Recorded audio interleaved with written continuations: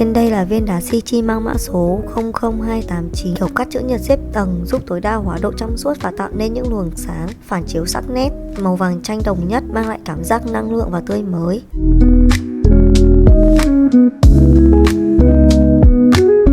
Và trên đây là thông số chi tiết của viên đá.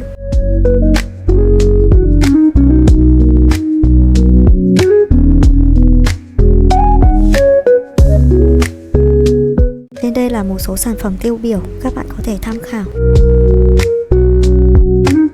Viên đá đạt cấp độ sạch hoàn hảo, không có tạp chất mắt thường có thể nhìn thấy, tạo hiệu ứng chiều sâu cuốn hút. Viên đá được mài bóng thủ công tinh xảo, các cạnh sắc nét, sẵn sàng để lên trang sức. Sichi được mệnh danh là viên đá của thành công hay viên đá kinh doanh, giúp thu hút tài lộc, sự may mắn và tăng cường sự tự tin cho chủ nhân.